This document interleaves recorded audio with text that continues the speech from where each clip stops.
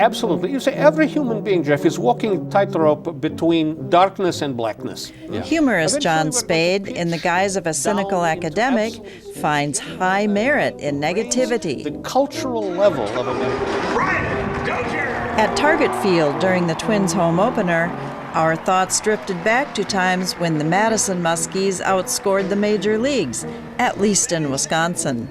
And street theater and whimsical pranks infected the state capitol with smiles and good humor. But first, Left MN bloggers Steve Timmer and Tim O'Brien shared their takes on the state of politics. This is Democratic Visions. Here's Tim. Steve Timmer is co-founder of the political blog site Left MN, which blog site regularly covers mostly Minnesota state politics. Steve also regularly mixes it up with Minnesota's premier political operatives and observers. He does so in a Northeast Minneapolis saloon. The Drinking Liberally meet-up honkers down to the 331 Club. The joint is appreciated for its blue-collar prices, its eclectic patrons, and its live music. Steve, welcome back to Democratic Visions. Thank you. Now, the last time you were here, we were doing high fives because it was in 2012 and we were coming off a great election season where we beat down 2 awful constitutional amendments and we celebrated electing 3 Democrats in the Senate District 49 area. What I want to talk about tonight is going to cover a wide range of topics, Steve, but I want to start with the Democratic presidential contest. Now, I know that your blog site, Left MN, has formally endorsed Bernie Sanders. Right. Why'd you do that? Well, let's see. He's an older, white-haired guy, little disheveled. I mean, what's not to like? Oh, should we go on to the next question? Yeah. No, actually, I suspect he will, in the end, be the nominee. Making education higher education more affordable for students, including the millennials, 2 of which I happen to have in my family. So he just seems like the candidate we need going forward, not the candidate of the status quo.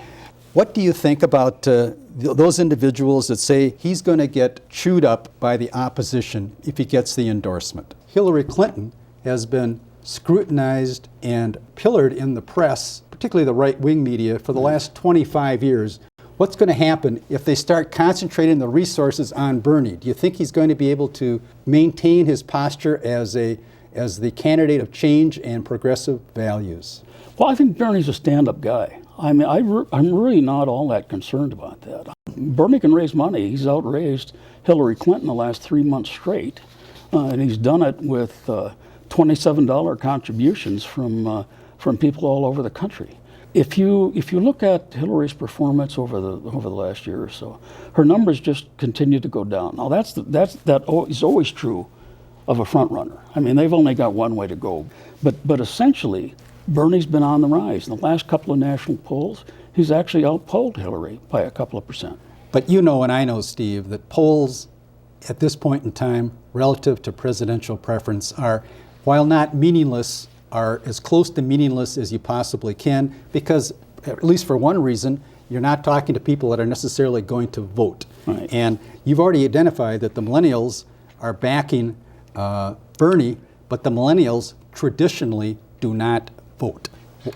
Are they going to vote this time around? Well, let's hope so. Well, what if they don't? It could be, do you want a President Trump? Do you want a President Cruz? No, I don't want either one of those. But I'm not convinced that Hillary does better against Cruz, especially. She does better against Trump. But again, in some of the national polling, Bernie does much better than Hillary does against either one of those 2. I've heard, speaking of polling, that being labeled a socialist is a less attractive quality to voters than being labeled an atheist. Now, that's a pretty low denominator if that's the case. And how is Bernie going to get around the fact that up until 2015, when he registered as a Democrat, he was a socialist? Among the millennials, the term socialist may be a feature, not a bug. And I don't see that. I see that as a potential problem, but I don't see it as a huge one. I guess we'll see. It's not troubling to me, obviously. If you look at a map and it shows those states where Clinton has either won the caucus or won the primary, and the states where Sanders has either won the caucus or won the primary, you'll note that you have the Midwest and then the South going almost exclusively for Clinton. And I know that that's because the black vote is turning out for Clinton. Do you think that Sanders is going to be able to capture that black vote? Well, where else will they go? I don't know. Maybe they'll sit home. Well, that's a possibility. You accuse my millennials of sitting home, so maybe the blacks will too. I'm not accusing them. I'm just telling you that's what happens when you look at the polling or the voting records. They don't vote. I mean, a lot of them are voting. I'm not saying they're not all voting, but I don't think any candidate is going to realistically expect a Edina kind of turnout. 70% or so from millennials. I told you before the program that I was going to give you a pop-up question, Sure. Steve, and here it is. Tell me, if you can, who said this? The most serious thing facing us today is the concentration of money power in the hands of a few. Now, who do you think said that? I know the quote. Franklin Roosevelt, Harry Truman, I can't tell you. Woodrow Wilson, 1911. Okay. What I'm trying to suggest is that Bernie's main program of inequality has been in this country virtually forever. Right. And now I'm not saying you're not hearing me criticize that as a campaign to run on, but it's not as if it's a new idea. No, of course it's not. And the question then arises is, if it's the bane of this country since 1911, and we know before then, how can one person hope to change that focus? Well, I mean, they can't, and Sanders has already said that. And I think what they do is they use the bully pulpit, and they try to persuade, they try to move the Overton window, as it's described. One of the things about Wilson, of course, was he was president during the Gilded Age, leading up to the Depression. And there was a big correction after the Depression, and we've been sort of moving away and becoming increasingly unequal in terms of economic outcomes for people ever since the Depression, and certainly since 1980. So in a way, it's deja vu in terms of the income inequality. As you might surmise, I'm really focusing on electability when I eventually decide who I'm going to support. What I don't want is to see us nominate someone that's going to give us George McGovern all over again. 520 to 17 electoral college votes lost. I mean, that would be awful. And I really have to weigh in on whether Bernie, running as a socialist turned Democrat, is going to be able to appeal to and secure the votes of the independents out there in this country. But I assume, and you're telling me, that you're confident that he will be. Well, I am. And I also think that trying to scare people into supporting a candidate is not a very good approach. Vote for me. Because the other guy will be a disaster for us. Well, I mean, that's what Ted Cruz is saying. Well, I know he is, but I mean which is another story. but my point exactly, perhaps. Maybe.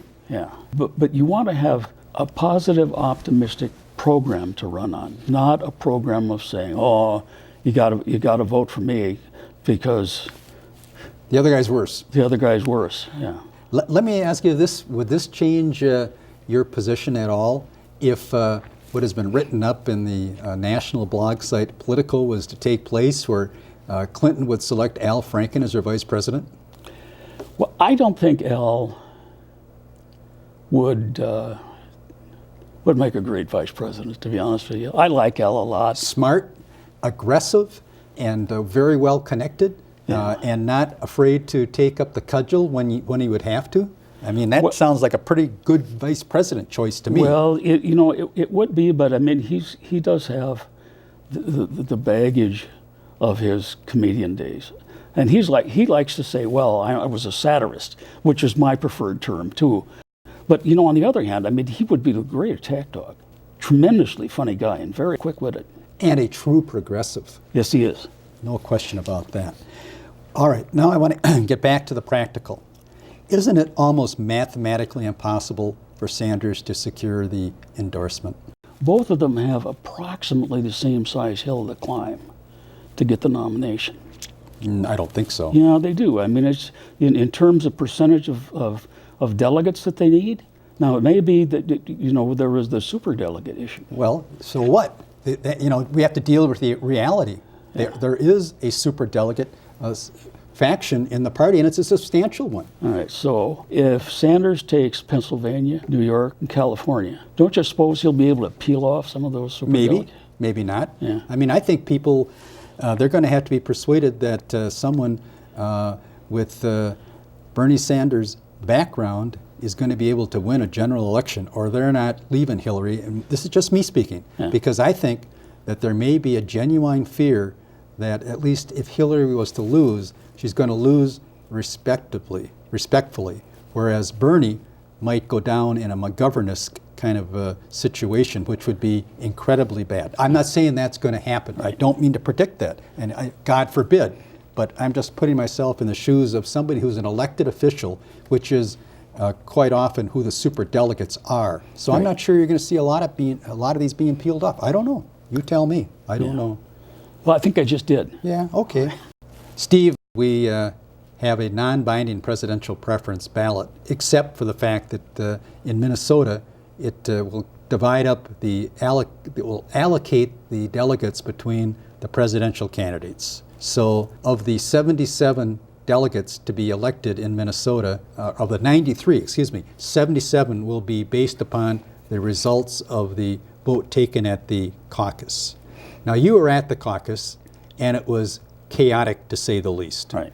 Wouldn't it make more sense to have that vote taken either on a separate day or perhaps all day prior to the caucus, so that people can come in, cast their vote, and stay for the caucus if they want to, or leave if they don't want to? There seems to be some movement for that in Minnesota. It was chaotic. However, the primary voting in Arizona was chaotic as well. So it's not a panacea to say, well, we'll just do it the other way. I think I'm somebody who likes to encourage political participation. That's a good point.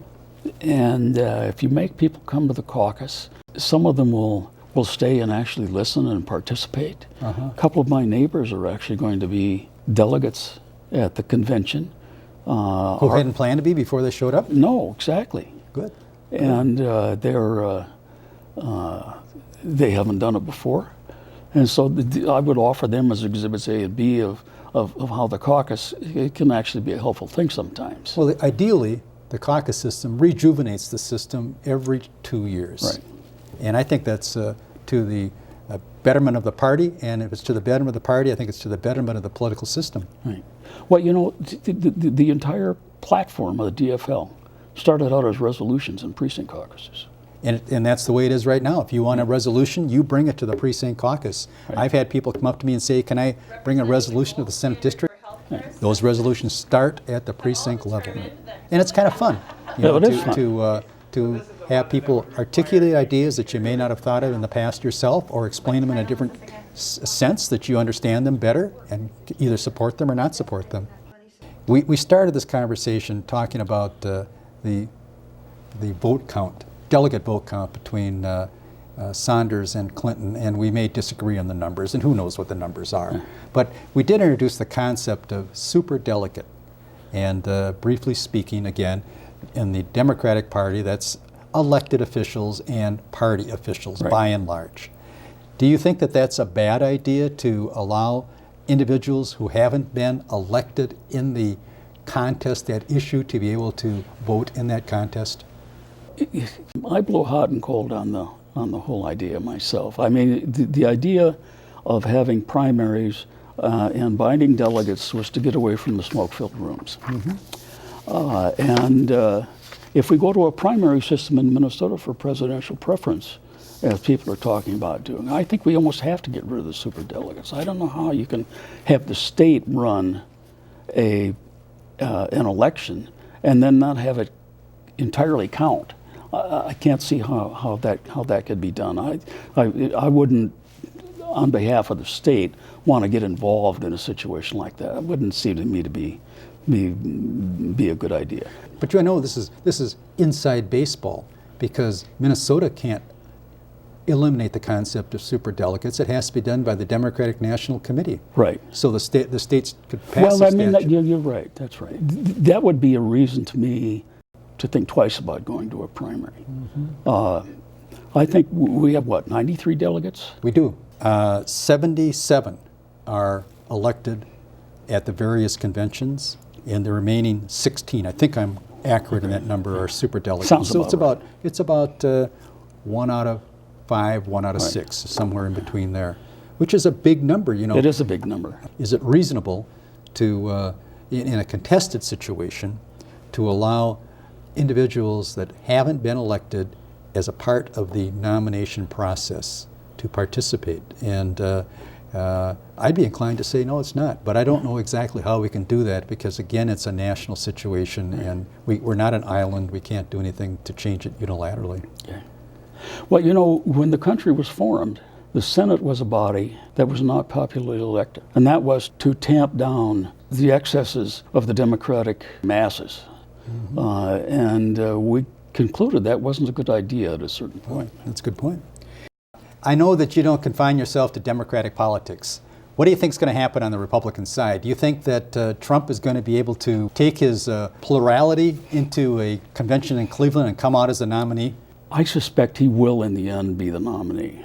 I can't imagine that he goes into Cleveland with a plurality of the votes, and they wind up nominating Paul Ryan. I mean, I think the people who believe that have been smoking something. It just isn't going to happen. Isn't it Hobson's choice? They know that if they endorse Trump, they're going to have a candidate that's toxic to most of America. And if they don't endorse Trump, there's going to be a number of people that would otherwise vote Republican. They're not going to vote for whoever the nominee is. Well, it is a Hobson's choice. I call it, do you want the plague or do you want the mange? Ted Cruz is wildly unpopular with the Republican establishment. He's practically nobody in the establishment supports him. And out of all the field, how many were there? 17 to begin with? Yeah, I think so. 17 candidates. They come up with Ted Cruz and Donald Trump. Holy mackerel. How does that happen? Well, I enjoy watching it because I detest all of those candidates, some more than others. But it's not good for sane political discourse to have to witness this. Right. And I think it's reducing politics to a cage match, which is going to be very difficult to overcome going forward. Who would you have thought would have been the best candidate that the Republicans could have promoted? Governor Kasich, I think. I even came up with a bumper sticker for him. Did you? Yeah. Kasich. He's not a lunatic. That's very good. And you know, there'd be a lot of people honking at you too. Right, exactly. Maybe giving you a salute. Right. Maybe all their fingers. I don't know, hard to say. Exactly. Kasich, he's a rock-hard conservative. Well, he is, but I mean, he's not a lunatic. That's about the only thing you can say about him. Well, let's take this further. Let's say Trump wins. Who's Trump going to appoint to the Supreme Court and to replace Scalia? I wouldn't touch that one with a poll. You know, you talk about Trump being elected. If we have a terrorist event in the United States sometime in the summer or the fall, and Trump is the nominee, or Cruz for that matter, they'll become the president. You think so? Yeah, I do. That really shortchanges the collective intelligence of the American voter, and I don't subscribe to that. We're awfully easy to scare these days. Yeah. That's the scary thing. Yeah. Is that we're easy to scare.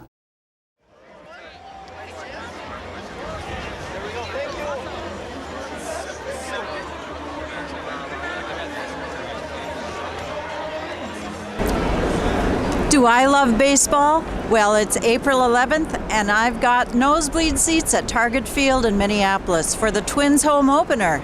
It's 40 degrees, and I would say that I'm a big baseball fan. It's still the national pastime, and I've got a history with the game. For a few games of the Madison Muskies and Oakland A's farm team, I was the color commentary guy, or gal. Back in the early 80s, legendary prankster Leon Varjian and I announced a few tape delay Muskie games for cable TV. For me, it led to network TV in New York and this gig on Democratic Visions. Leon's the guy with the famous mustache and grin. There's more to this story, and it has a lot to do with good-natured, whimsical pranks and performance art. Oh, hello there. This is your Senator, Senator Phineas T. Filibuster here. I was among Leon Varjian's commandos, mostly university students hell-bent on injecting grand-scale whimsy and fun into officious and bloviated town-and-gown politics. It was Leon and his alter ego, Jim Mallon, who formed the Pail Shovel Party, which got them elected to lead the student government. They used student funds to place a fake Statue of Liberty on Lake Mendota and place 1,000 pink flamingos on Bascom Hill. Postcards of these pranks still sell in Madison. Sadly, Leon, a cancer survivor, passed away last September of an apparent heart attack. The Madison City Council proclaimed February 23rd as Leon Varjian Day. In his native New Jersey, Leon had become a beloved math teacher. But in Madison, Wisconsin, and with pranksters everywhere, he's remembered as the drum major of the boombox parade. Band members carried radios tuned into stations playing Sousa marches.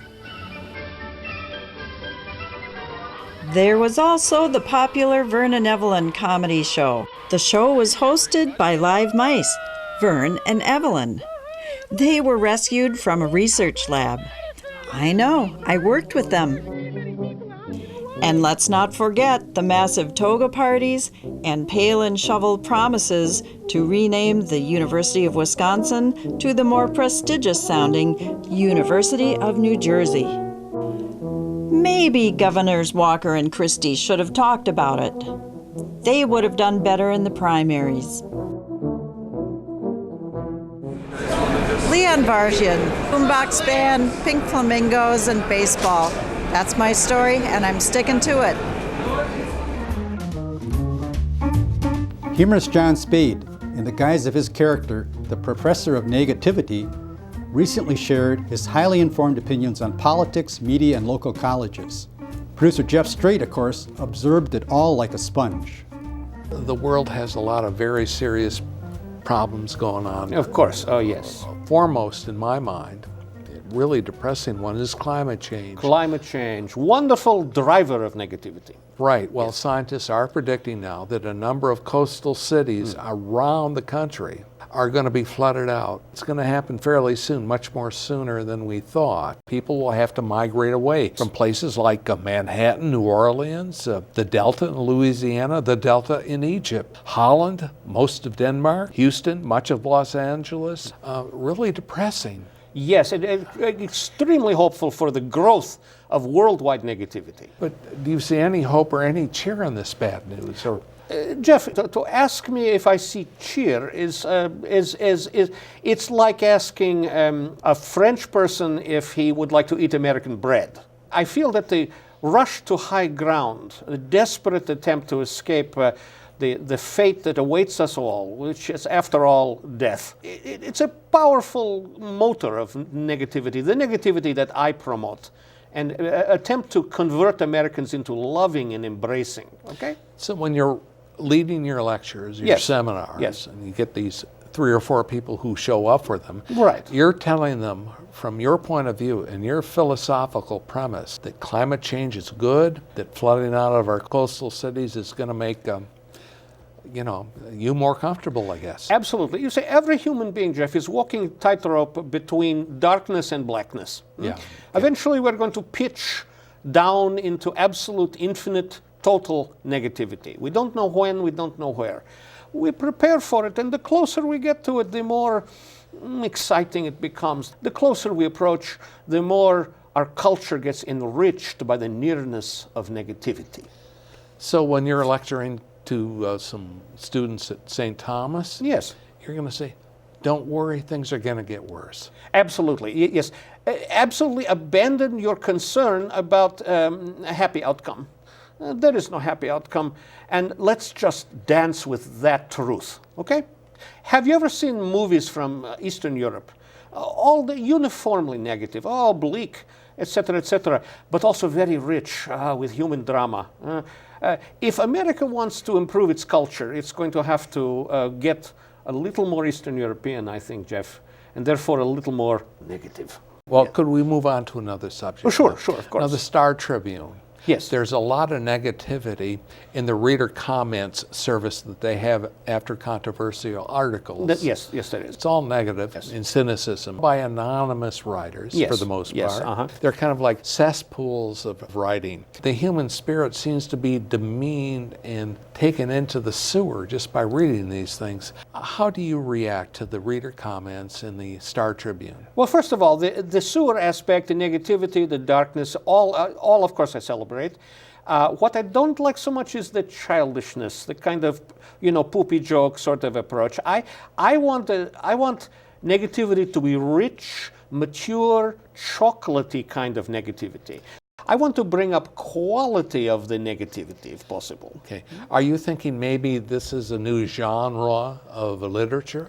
I think it is very possible. I think it is, in general, trying to raise the cultural level of American negativity while we increase its actual amount in this country, without losing that darkness and that sense of being flushed into blackness. But you're going to have to create some criteria to judge it. That means maybe studying it, getting a fellowship or a grant to actually look seriously at this, to measure it. Have you seen my first 6 books? That is what I have done. I've only read the first 4. Well, yes, and I will admit that reading all of my books might, for an American, be a slightly difficult read. But of course, study is going on. In fact, I am starting a think tank for negativity as soon as I get the funding. And of course, the funding has been denied me so far, and that's negative.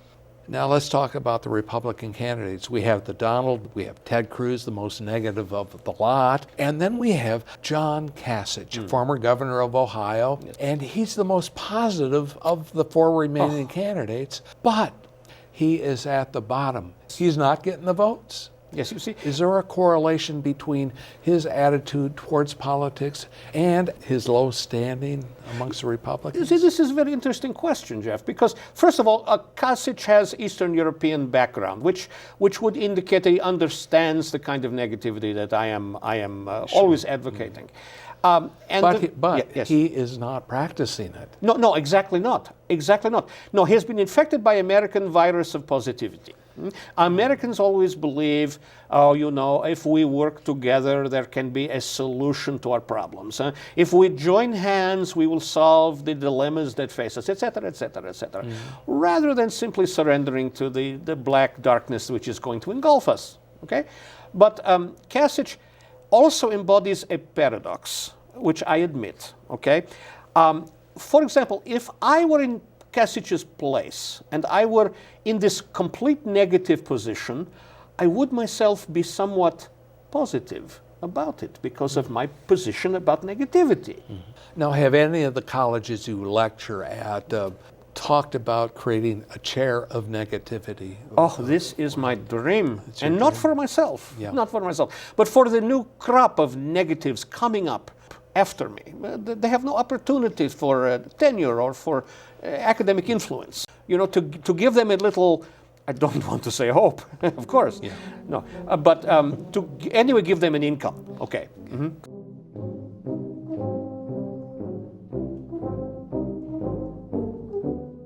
That wraps it up for this edition. Thanks for being with us. I'm Tim O'Brien.